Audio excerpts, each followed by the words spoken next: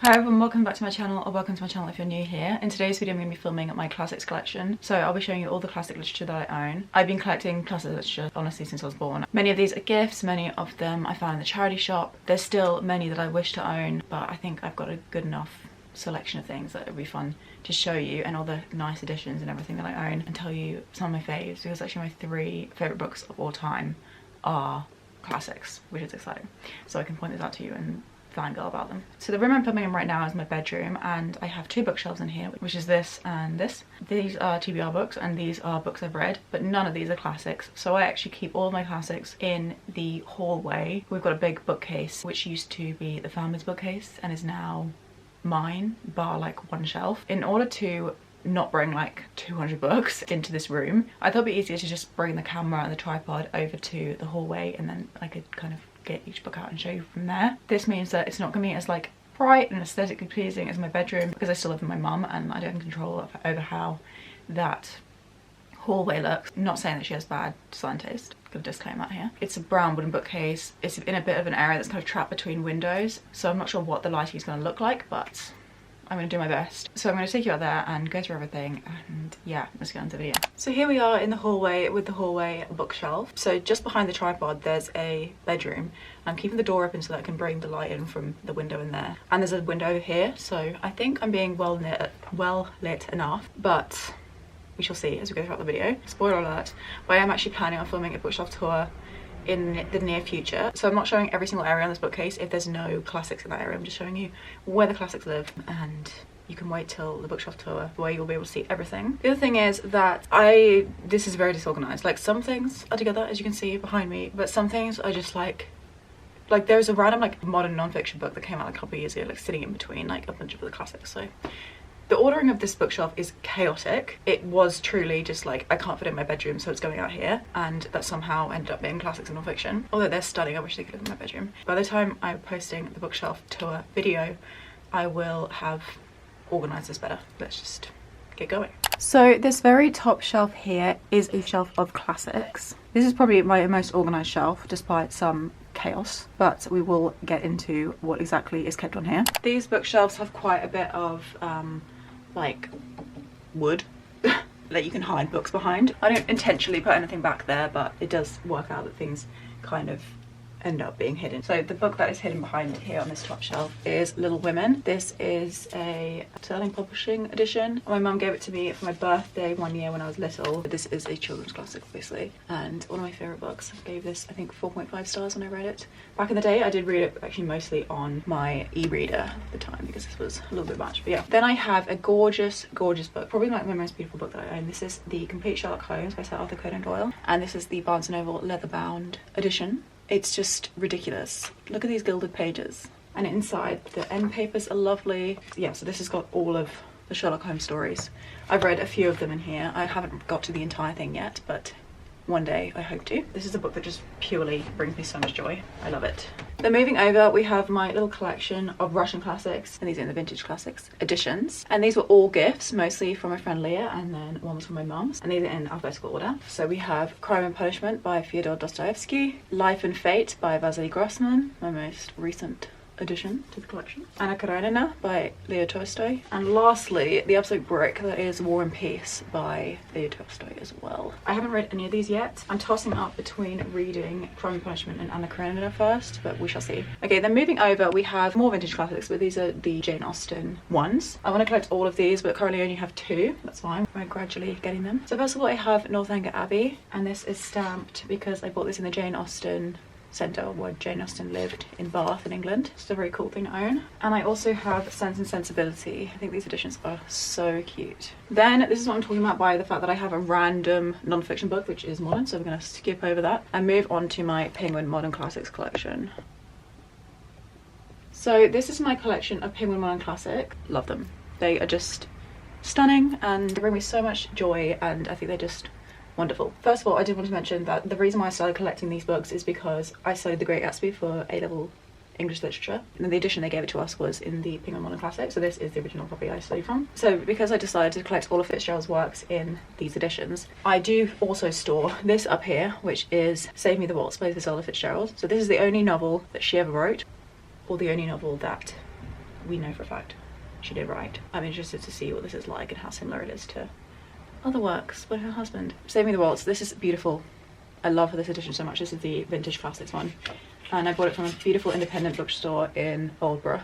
So it just lives up there because it doesn't have a home currently. Okay, then we have my Penguin classics, like I said. So first of all, I have Things Fall Apart by Chinua Achebe. I read this book years ago. I do believe I was too young for it, so I'd love to do a reread, but I did enjoy it. I just was bored by parts. I'm absolutely certain it's because I didn't properly understand the book. Then I have Nadja by André. This book I bought in Shakespeare and Company in Paris, so it does have the stamp there. Haven't read this one yet. I'm excited to though. I think it's on my TBR for this year. Next, I have Breakfast at Tiffany's by Truman Capote. I read this book last month and I loved it. I gave it 4 stars. Then we have my Fitzgerald collection. So I've got 5 of his novels in the Penguin Classic. So I've got This Side of Paradise, The Great Gatsby, The Beautiful and the Damned, which is the only one of his that I haven't read yet, The Last Tycoon, and Tender as Night. If I would recommend any of these ones, if you've only read The Great Gatsby, I would recommend Tender as the Night, probably. I'm trying to squeeze these back in. I do need to read Flappers and Philosophers, and I think there's one other one, I'm not sure. But I do own his little short story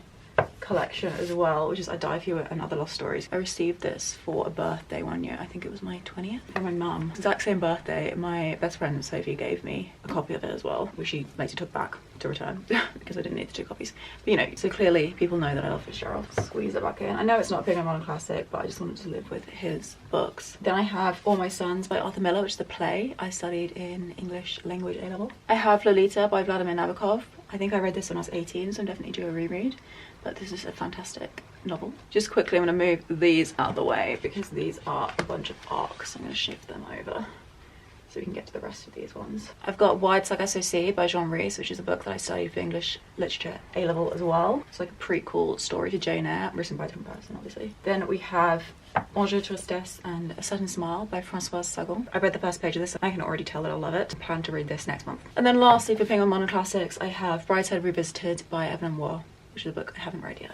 Now we're going to shift over gradually and we're going to move on to my Oxford World Classics. I've only got a small collection of these, so I don't love them. I've managed to acquire some across my time. Maybe I'll shift over this way so we can get to these. So first of all, I have The Golden Ass. I'm not going to pronounce this name. This was a gift from my friend Sarah. She has a booktube channel as well. I'll have it linked below. But yeah, I'm really excited to get to this because it chronicles the story of Cupid and Psyche, who are my 2 favourite characters within Greek and Roman mythology. We have a children's classic, The Wind and the Willows by Kenneth Grahame. This is such a quaint little book. I loved it. Absolutely loved it. I read it a couple of years ago now. And I have 2 works by Oscar Wilde. I have his complete short stories, and I have The Importance of Being Earnest and Other Plays.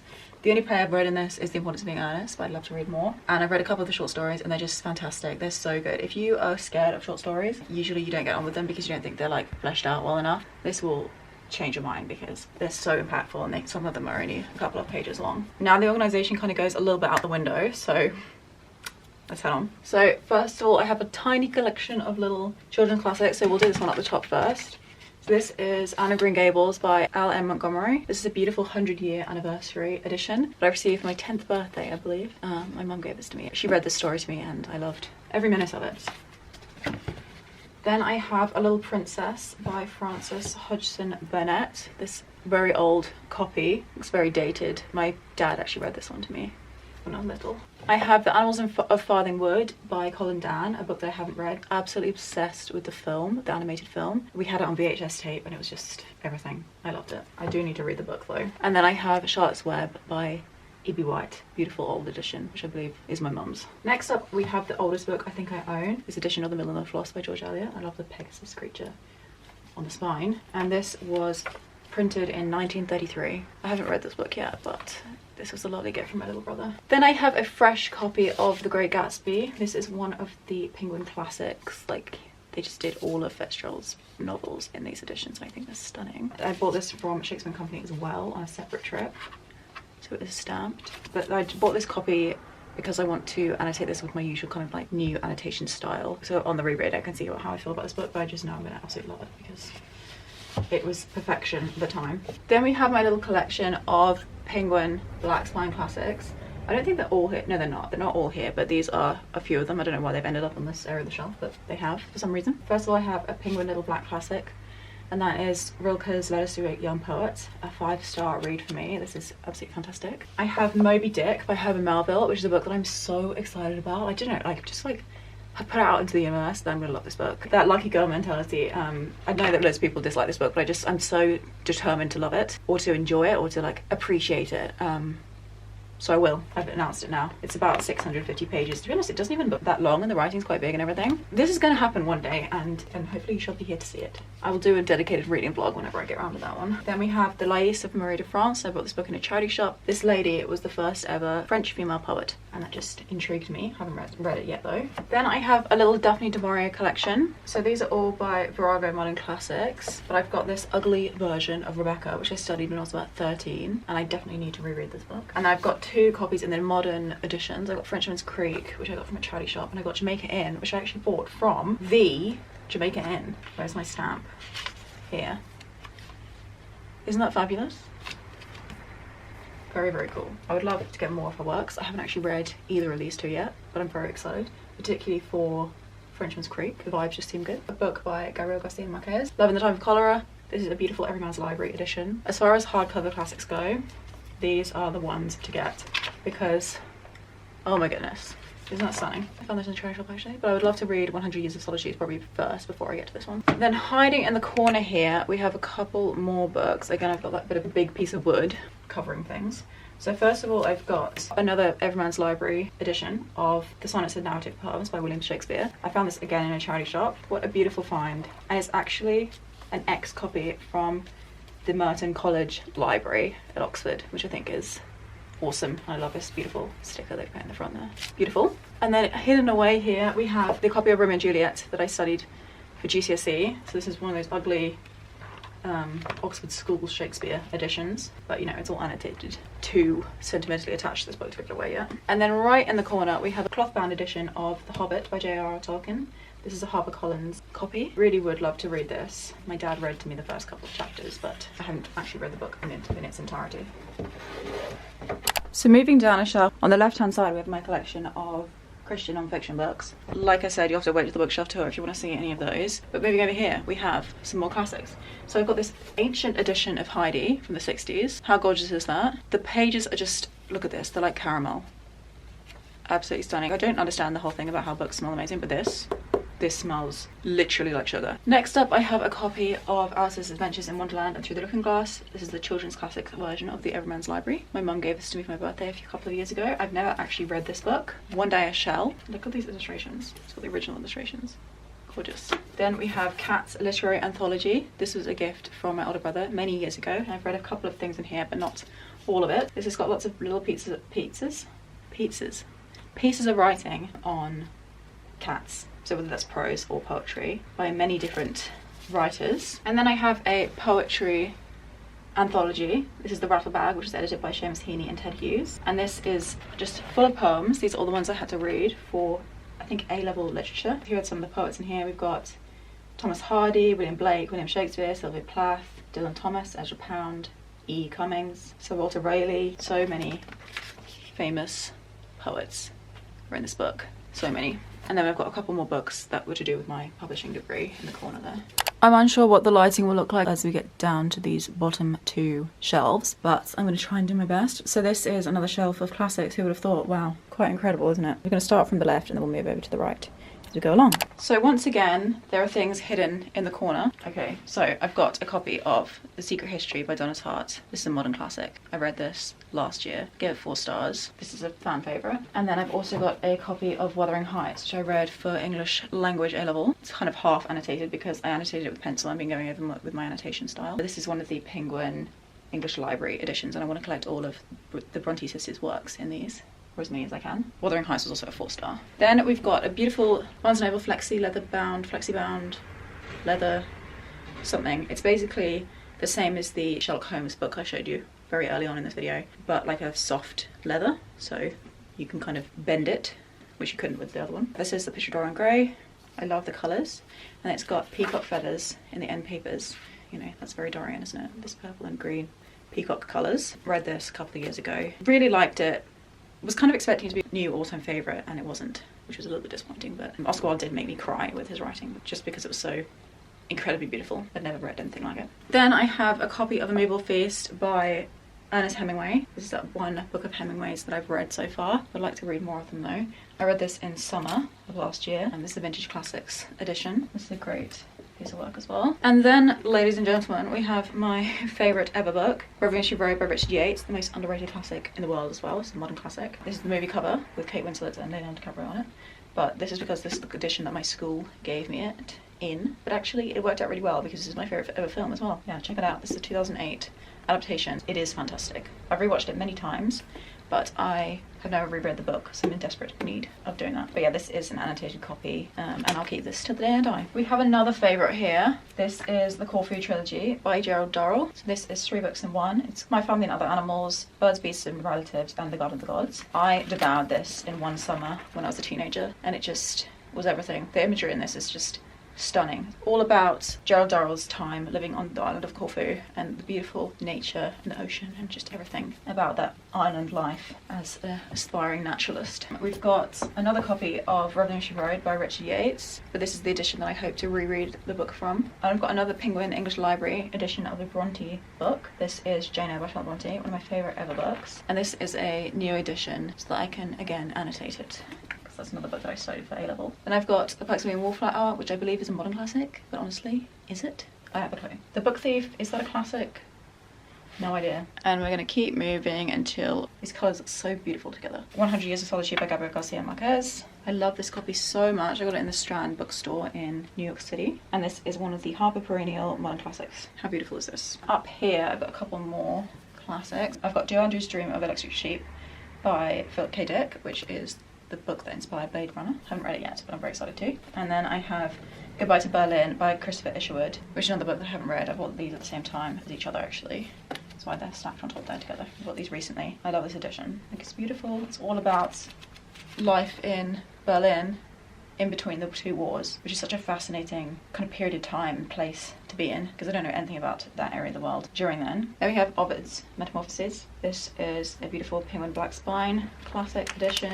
Bought this for myself around Christmas time, and I just think this edition is so beautiful. Like, look at it.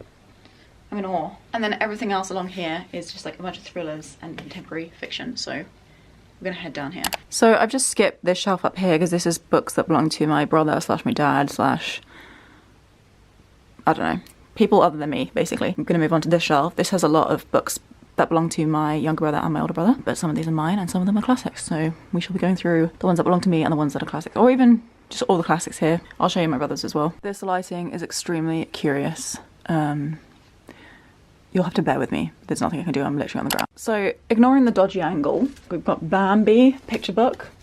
Lots of these are picture books. Let's see. I've got a copy of The Secret Garden. Everything is jammed in here because there truly is no space left anywhere for books. So I've got this beautiful copy of The Secret Garden. This one is illustrated, which is quite impressive. This is from Matuin.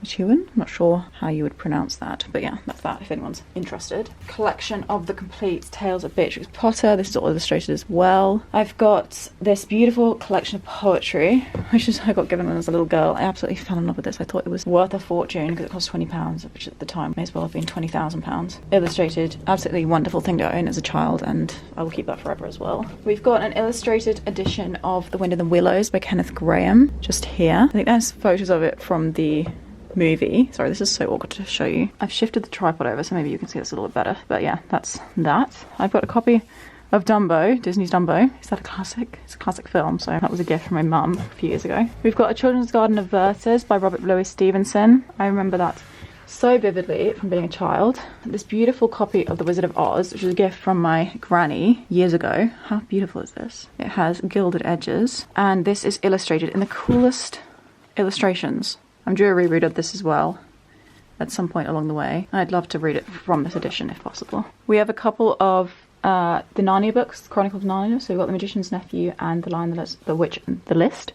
The Lion, the Witch, and the Wardrobe by C.S. Lewis. And then we've got my brother's collection of Sterling children's books. It's my younger brother. I think he won all of these in competitions, music competitions, so singing or violin or something along those lines. Adventures and the Memoirs of Sherlock Holmes, The Story of King Arthur and His Knights, Gulliver's Travels, beautiful copies, none of those are mine though. And then the rest here is not classics, except for Harry Potter. That could be one. Something I didn't already mention is that behind these books we have more books, because that's what it's come to. So I'm going to move some of these out of the way and then show you any classics that are behind them. So back here I've got Captain Corelli's Mandolin by Louis de Bernier, a Black Science Classic copy of Jane Eyre, which is the one that I read from, very beaten up. I've got the original copy of My Family and Other Animals that I read from. I've got the play A Streetcar Named Desire by Tennessee Williams. I studied that for my English class. I've got The Bloody Chamber by Angela Carter. I enjoyed some short stories in this and I didn't enjoy others in it, so maybe I would prefer them on the reread, we'll see. Maybe I was too young for that as well. Got a little copy of Something Wicked This Way Comes, which I actually read for a book club that I hosted with my friend Anna, so I can link the live show for that down below if anyone's curious. Super cute little mass market paperback. Brings me so much joy. By the way, the general criteria for books back here is that I've already read them and